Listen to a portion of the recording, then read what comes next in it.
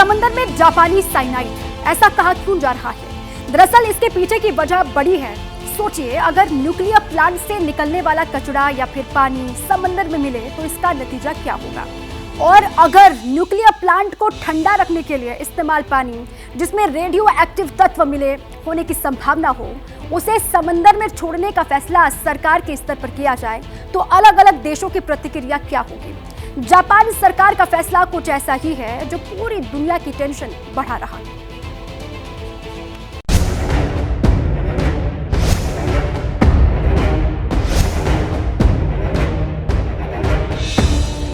– 2011 की सुनामी में तबाह हो चुका फुकुशिमा न्यूक्लियर प्लांट अब पूरी दुनिया को डरा रहा है।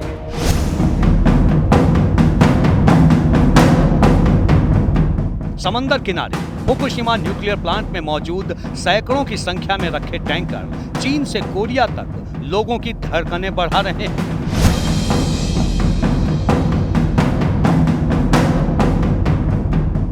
दरअसल इन टैंकर्स में जो पानी है उसे न्यूक्लियर प्लांट में इस्तेमाल किया जा चुका है।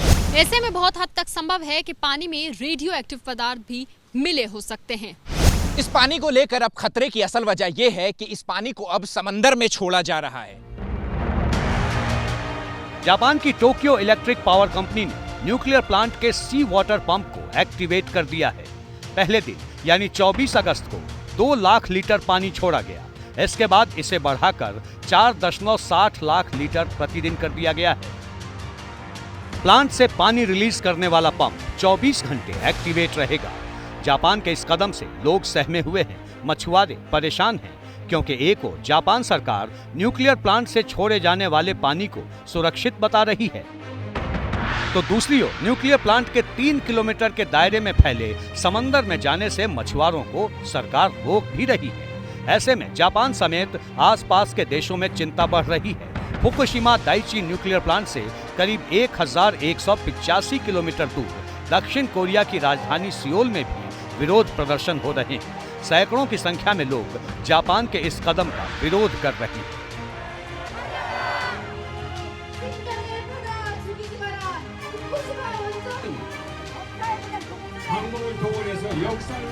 अब इस डर और विरोध प्रदर्शनों के पीछे की असली वजह भी समझ लीजिए। फुकुशिमा दाइची न्यूक्लियर प्लांट में मौजूद पानी की मात्रा 133 करोड़ लीटर है, जो अगले 30 सालों तक समंदर में रिलीज होता रहेगा। दावा किया जा रहा है कि समंदर में छोड़े जा रहे पानी से कोई खतरा नहीं। जापान सरकार के फैसले पर यूनाइटेड नेशन की भी सहमति है। इस साल की शुरुआत से अब तक यूएन की एटॉमिक एजेंसी IAEA के सदस्यों ने कई बार फुकुशिमा न्यूक्लियर प्लांट का दौरा किया, जिसके बाद यूएन ने पानी को समंदर में छोड़ने की योजना पर मुहर लगा दी। IAEA ने कमेटी बनाई, 2 साल तक उसका स्टडी चला, तरीके ढूंढे गए, फिल्ट्रेशन ढूंढा गया, कितना डाइल्यूट किया जाएगा, और कमेटी अब लगातार मॉनिटर कर रही है और जापान अब पानी रिलीज कर रहा है समुद्र में।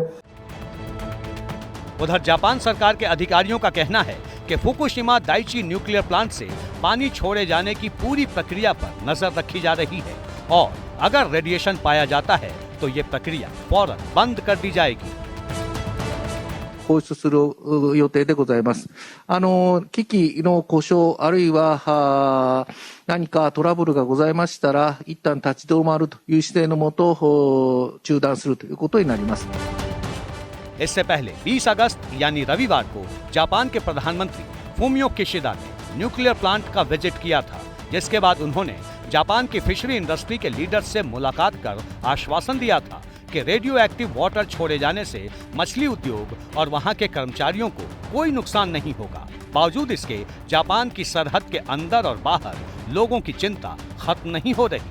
ऐसा इसलिए क्योंकि न्यूक्लियर प्लांट के पानी को ट्रीट जरूर किया गया है, लेकिन अभी भी पानी में ट्राइटियम के कण मौजूद हैं, यानी ट्रीटमेंट के बाद भी खतरा बाकी है, और दुनिया भर के देशों की चिंता इसी बात को लेकर है। इसके पीछे वजह यह है कि ट्राइटियम भी रेडियो एक्टिव पदार्थ है। इसके संपर्क में आने पर कैंसर का खतरा बढ़ सकता है। हालांकि जापान सरकार लगातार जोर दे रही है कि पानी में मौजूद ट्राइटियम के कण बेहद हल्के हैं और इससे ज्यादा फर्क नहीं पड़ेगा। बावजूद इसके चीन, हांगकांग और साउथ कोरिया जैसे देश डरे हुए हैं। तीनों देशों ने जापान से आने वाले सी फूड पर पाबंदी लगा दी है। चीन में सीमा शुल्क अधिकारियों ने नोटिस जारी करके जापान से आने वाले सी फूड पर पाबंदी लगा दी है। वहीं हांगकांग और साउथ कोरिया सरकार ने भी एहतियात के तौर पर जापान से आने वाले सी फूड को प्रतिबंधित कर दिया है। अब सवाल है, अगर समंदर में छोड़े जा रहे पानी में रेडियो एक्टिव पदार्थ मौजूद है तो खतरा कितना बड़ा है? क्या सिर्फ जापान के आसपास के देश ही प्रभावित होंगे या फिर ये दायरा काफी बड़ा होगा? इन सवालों का सीधा कोई जवाब नहीं। माना जा रहा है कि समुद्र में ज्यादातर मछलियां लंबी दूरी तय करती हैं। अगर रेडियो एक्टिव तत्वों के संपर्क में वो आती है तो ऐसे में यह खतरा कुछ देशों तक सीमित न रहकर कई देशों पर दिखाई दे सकता है।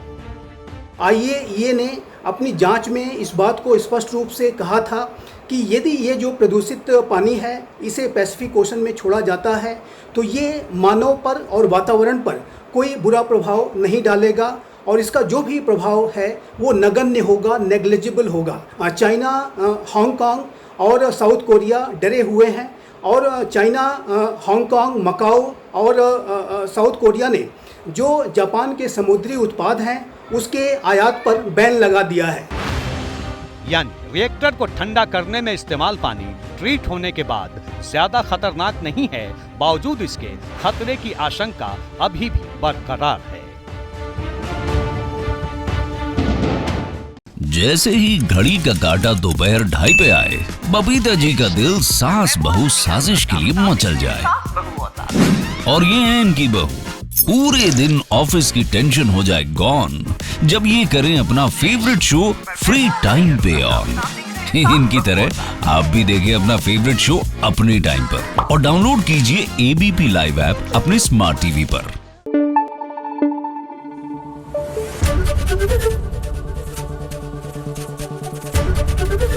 ABP न्यूज आपको रखे आगे।